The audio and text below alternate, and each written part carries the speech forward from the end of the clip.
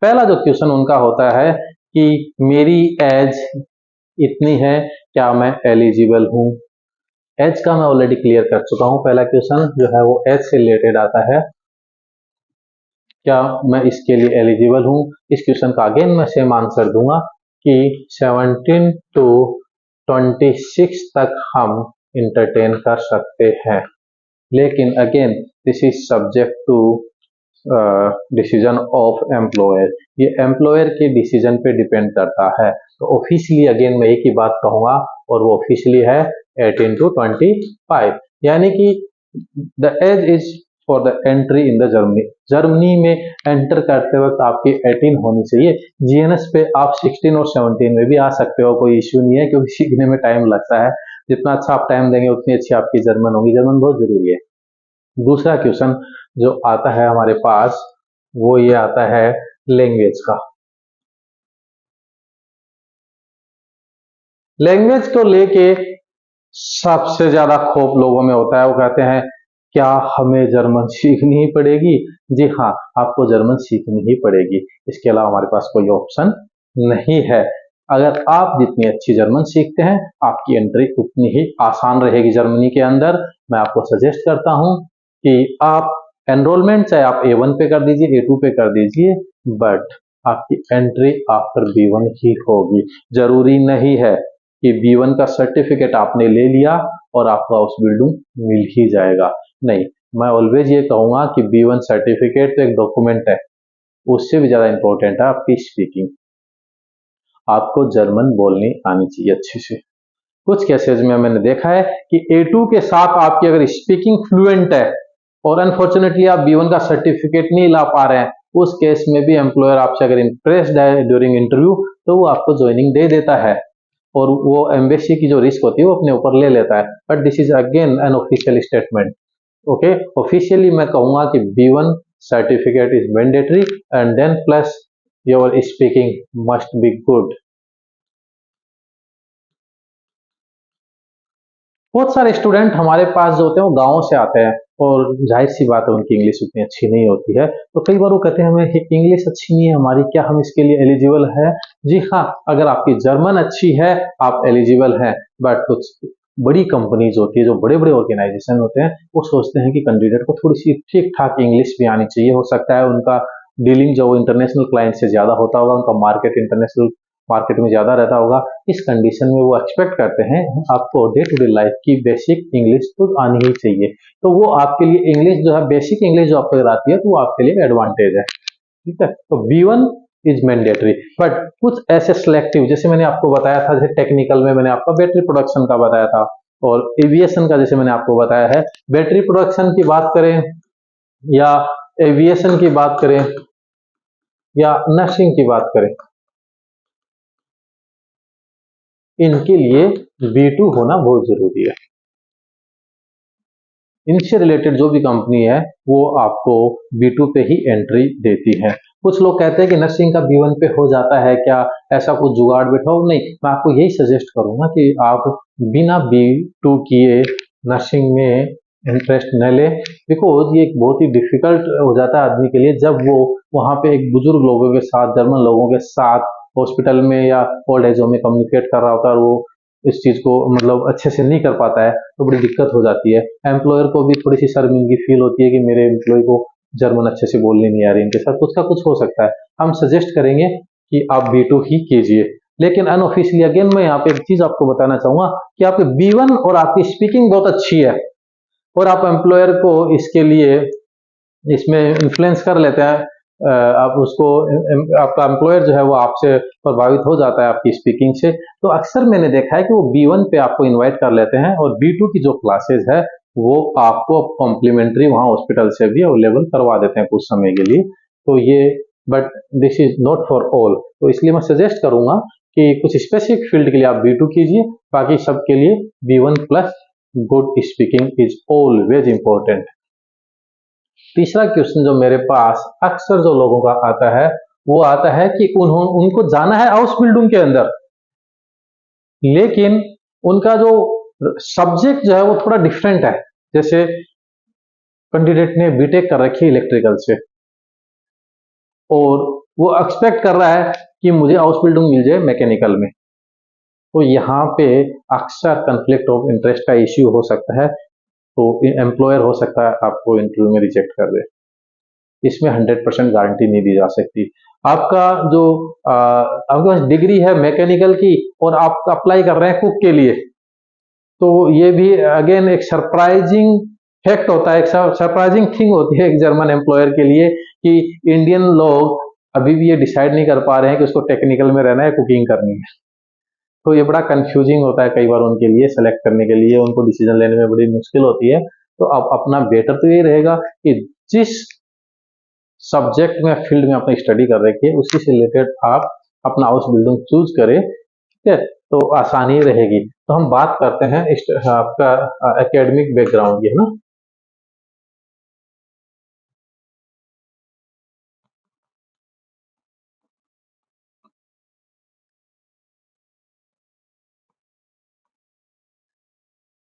Academic background है ना आपका रेलेवेंट हो तो ज्यादा अच्छा है, क्योंकि स्टूडेंट जो होते हैं वो कई बार वो लोग आ रहे होते हैं हमारे पास जिन्होंने बैचलर कर रखा है और अंडर 25 है, उनके साथ ऐसी समस्याएं आती है।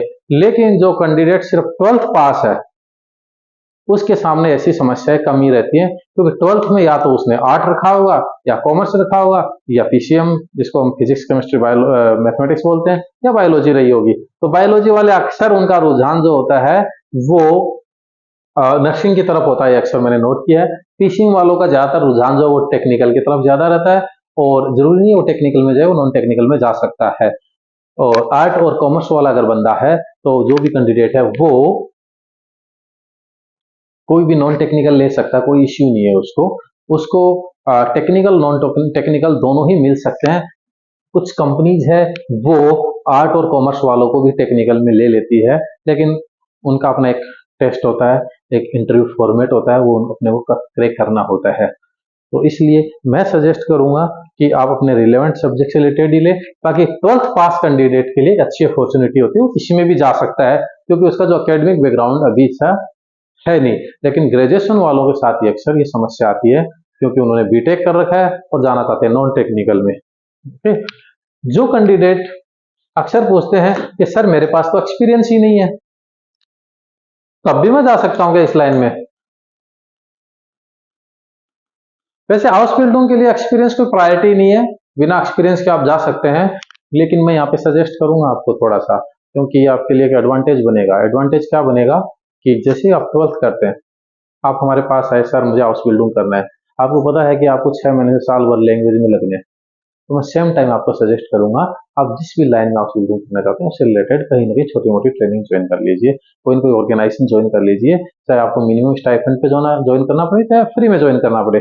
इससे आपको क्या होगा, एक रेलेवेंट इंडस्ट्री का एक्सपीरियंस होगा जो आपके लिए एक एडवांटेज होगा। इंटरव्यू में ये चीज आपके लिए एक एडवांटेज रहेगी, और जहां आप जर्मनी में जाएंगे वहां भी एक एडवांटेज रहेगी कि आपके पास रेलेवेंट एक्सपीरियंस है। जैसे मान लीजिए आप कुकिंग में जा रहे हैं, तो आप बेटर रहेगा कोई रेस्टोरेंट या होटल ज्वाइन कर लीजिए, तो आपको ना ऑनरेरी ज्वाइन करना पड़े, आपको पैसा नहीं मिल रहा हो वहां पे, जरूरी नहीं है वो आपको पैसा दे, आपको एक्सपीरियंस गेन करना है, वो आपको वहां काम आना है। इससे आपका मोटिवेशन भी थोड़ा स्ट्रांग बनता है पर्टिकुलर लाइन में आगे जाने का। तो experience always an advantage. Then एक और क्वेश्चन आता है, काफी सारे पेरेंट्स हमसे पूछते हैं सर बच्चे अभी छोटा है, क्या जर्मनी में सेटल हो पाएगा, जर्मनी में सरवाइव कर पाएगा, क्या बच्चा जर्मनी के अंदर आ, उसको कोई दिक्कत तो नहीं आएगी, हम तो वहाँ रहेंगे नहीं, हमारे जाने के बाद कौन होगा जो जर्मनी में उनकी निगाह रखेगा। क्वेश्चन स्वाभाविक है, इंडियन फैमिली के अंदर हम बच्चों को लेकर बड़े सीरियस होते हैं, तो ये क्वेश्चन बहुत ही जायज क्वेश्चन है। ऐसे में आपको उनको थोड़ा सा एक अश्योरेंस ही देना चाहेंगे कि जैसा हमारा एक्सपीरियंस है उसके अकॉर्डिंग जर्मनी एक बहुत ही सेफ है, सेफ कंट्री है, वहाँ पे कोई इश्यू ऐसा कुछ है नहीं अभी, और ऐसी कोई दिक्कत वहाँ पे आएगी नहीं। खाने पीने को लेकर भी थोड़ा सा उनका कंसर्न रहता है, तो खाना पीना आजकल ना सब जगह मिल जाता है, इंडियन फूड सब जगह मिलता है जर्मनी में। बेटर होगा कि जाने से पहले आप थोड़ी सी कुकिंग खुद के लिए भी सीख के जाइए, ताकि आपको खाने पीने की समस्याएं न रहे वहाँ पे। बाकी जो भी अपना बेकरी प्रोडक्ट्स हैं जो इंडिया में मिलते हैं वो वहाँ पे भी मिलते हैं, दूध के प्रोडक्ट्स हैं वो सारे मिलते हैं, तो खाने पीने का कोई इश्यू नहीं रहेगा। सेफ्टी का जो है कंसर्न जो सबसे ज़्यादा इंपॉर्टेंट होता है, हम कोशिश करते हैं कि हमारी तरफ से बच्चे को आगे हम गाइड करते रहें। हमारे जर्मन पार्टनर्स हैं वो उनकी हेल्प करते हैं, लेकिन उनसे ज़्यादा हेल्प हम यहाँ से फ़ोन पे या मीडियाज़ के थ्रू हम उनको सपोर्ट देते रहते हैं, हम रेगुलर उनसे बातचीत करते रहते हैं। हमारे जो पुराने स्टूडेंट्स होते हैं वो भी उनसे कम्युनिकेट करते हैं, हम उनकी कम्युनिटी बना के उनको आपस में कोई भी समस्या होती है तो उनको सॉल्व करते हैं। तो सेफ्टी एक जो वाला कंसर्न है वो बहुत इंपॉर्टेंट है, लेकिन इसके लिए पेरेंट्स को चिंतित होने की जरूरत नहीं है। फूड का भी उन्होंने, जैसे मैंने अभी आपको बता ही दिया था, फूड को लेकर भी काफ़ी सारे पेरेंट्स कहते हैं बच्चों को तो खाना बनाना नहीं आता, खाना कहाँ पे खाएगा, वहाँ पे कैसे क्या रहेगा। तो हॉस्पिटैलिटी, होटल मैनेजमेंट और ये कुक, रेस्टोरेंट मैनेजमेंट या कुक जैसी वाली जो फील्ड है, इनमें तो स्टूडेंट वहाँ पे मैनेज कर लेते हैं जहाँ पे वो काम कर रहे होते हैं, इसलिए ऐसी कोई दिक्कत उनको कभी आती नहीं है। फिर भी मैं अगेन वो एक बार दोबारा रिपीट करूंगा, स्टूडेंट को चाहिए, कैंडिडेट को चाहिए कि नॉर्मल कुकिंग जो है खुद के लिए सीखनी चाहिए, ताकि वो अपना खाना खुद कभी कभी बना सके। कुछ पेरेंट्स को लेके जो अपने बच्चों को लेके बहुत ज़्यादा सीरियस होते हैं, वो पूछते हैं सर हमारे मैंने सुना है जर्मनी में, तो हमने सुना है नॉन वेज ही चलता है, वेज नहीं चलता, हमारे बच्चे कैसे सर्वाइव करेंगे, हमारे बच्चे तो नॉन वेज खाते ही नहीं है। तो अगेन मैं आपको कहूँगा ये भी जो क्वेश्चन है, ये इसका भी मैं आपको जवाब ये देना चाहूँगा, जर्मनी में वेज भी बहुत अच्छे से मिलता है, सब चीज़ें मिलती हैं, जरूरी नहीं आप नॉन वेज ही खाएं, या आपके सामने ऐसा कोई चैलेंज आने वाला नहीं है, आप वेज के साथ सर्वाइव कर सकते हैं। तो ये आपके कुछ FAQs थे। अगेन स्टाइफंड को लेके भी उनका क्वेश्चन होता है, स्टाइफंड कह ले या एक्सपेंसेस कह ले, उनका मानना है कि जर्मनी एक बहुत महंगा कंट्री है, तो उस केस में कैसे लोग सर्वाइव, बच्चे कैसे सर्वाइव करेंगे। मैं आपको यहाँ पे ना एक चीज आपके दिमाग में फिर भी डालना चाहूंगा, हाउस बिल्डिंग को आप अभी ये मत समझिए कि आप बच्चा जॉब पे जा रहा है। 18 साल का बच्चा हाउस बिल्डिंग करने जा रहा है और आप उसे एक्सपेक्ट करते हो कि वो महीने के 1 लाख रुपए घर पे भेजे, तो ये ऐसी एक्सपेक्टेशन मैं कहूँगा नहीं रखनी चाहिए। बच्चा आपका पढ़ने जा रहा है, ट्रेनिंग लेने जा रहा है, ये तो अच्छी बात है कि आपके बच्चे को 950 ऑनवर्ड्स पर मंथ स्टाइपेंड उसको मिल रहा है, और ये जो मिल रहा है ये उसके लिए एक बहुत बड़ा सपोर्ट है। क्यों? क्योंकि 950 में अगर काट पीट के अगर हम बात करें तो तकरीबन 500 यूरो उसके पास सेविंग होती है, और ये जो फाइनेंशियल सेविंग जो है उससे वो आपको भी सपोर्ट करता है। कुछ पैसा वो आपको इंडिया भेज रहा होता है, नहीं भी भेजे तो ऐसा बच्चों पे प्रेशर नहीं रहना चाहिए, क्योंकि वो वहाँ पे पढ़ने जा रहे हैं, नहीं कि पैसे कमाने के लिए। पैसे कमाने की बात करनी है वो हाउस बिल्डिंग के बाद करिए, ठीक है। मैंने अक्सर नोट किया है बच्चों पे डे वन से पेरेंट्स प्रेशर डाल देते हैं कि पैसे भेजो पैसे भेजो, ध्यान रहे वो बच्चा वहाँ पे ट्रेनिंग पे गया है, नहीं कि कमाने के लिए, ठीक है। ये हम उसके बच्चे को काबिल बनाने के लिए भेज रहे हैं, न कि पैसे छापने की मशीन बनाने के लिए, ठीक है। After the course, after the house building complete होने के बाद में फुल टाइम जब वो जॉब पे आ जाता है, तो हाँ मैं भी कहूंगा उसकी भी एक जिम्मेदारी है पेरेंट्स को पैसे भेजो, लेकिन इस केस पे उसको बच्चे पे ना कभी भी दबाव न डाले, क्योंकि अक्सर मैंने देखा है कि वहाँ पे अप डाउन बच्चे को देखने को मिलते हैं, और उस केस में उसके पास पैसा नहीं होता तो वो दिक्कत हो जाती है। 950 यूरो का सिंपल सी मैं आपको बता दूं, इसमें अप्रोक्स 100 यूरो टैक्स में चला जाता है, 100 यूरो आपका हेल्थ में चला जाता है, 150 आपका फूड में, सॉरी रूम रेंट में चला जाता है, 150 टू 250, और approximate city to city vary करता है, इसलिए अप डाउन हो सकता है। और इसके अलावा अराउंड आपका मान के चलिए कि 150 टू सॉरी 100 के आसपास आपका फूड में, अगर आप खुद खाना बनाते हैं तो उस केस में आपका जो स्टैंडर्ड जो कॉस्ट जा रही है वो तकरीबन 450 से 550, या मैं कहूँ एवरेज निकालो तो 500 यूरो आपकी कॉस्ट जाती है। अगर आपको 950 मिल रहे हैं तो आपके पास सेविंग है 450 यूरो की, और अगर आपको 1000 यूरो मिल रहे हैं तो आपके पास सेविंग है 500 यूरो की। अगर आप नर्सिंग जैसे सब्जेक्ट में, अकाउंटेंट जैसे सब्जेक्ट में है तो आपकी सेविंग और भी अच्छी है, क्योंकि नर्सिंग में आपका अराउंड 500 to 600 आपका एक्सपेंसेस होने के बाद 900 आपके पास सेविंग होती है। तो वो एक अच्छा सब्जेक्ट है जहाँ पे आप सेविंग कर सकते हैं और आप अपने पेरेंट्स को फाइनेंशियल सपोर्ट भी दे सकते हैं।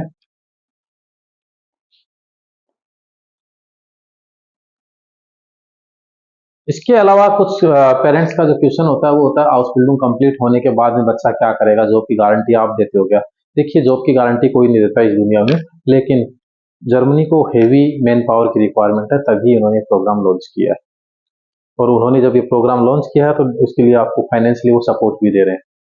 ठीक है, तो डेफिनेटली उनका पर्पज क्या है? उनका पर्पज ये है कि आप सीखने के बाद उसकी कंट्री में उनके लिए काम करें और उनकी इकोनॉमी में आप हेल्प करें, उनके काम में आप हेल्प करें। इसीलिए उन्होंने आपको ये ट्रेनिंग देने का ये पूरा प्लान उन्होंने लॉन्च किया है। इसलिए जॉब की जहां पर बात आती है, जर्मनी में अनलिमिटेड जॉब अवेलेबल है, कोई भी बंदा वहां पे बेरोजगार नहीं रहेगा। अभी तक तो हमारा ऐसा कोई बुरा अनुभव है नहीं, इसलिए हम इस पे ज्यादा नहीं कहेंगे, बट इतना कहेंगे आफ्टर 3 इयर्स आपको 3000 यूरो के अप्रोक्स पर मंथ आपको सैलरी वहाँ के स्टैंडर्ड जो भी उनका वहाँ का सैलरी का स्टैंडर्ड है जर्मनी का, उसके अकॉर्डिंग आपको पर मंथ मिलनी स्टार्ट हो जाती है। और जॉब की तो समझ लो एक तरह से गारंटी सी ही है, हम नहीं कहेंगे, लेकिन जर्मनी जॉब गारंटी देता है। ठीक है, इसके बाद हम कुछ और टॉपिक्स हैं, जैसे खर्चे को लेकर बहुत ही शानदार टॉपिक है ये, कॉस्ट को लेकर।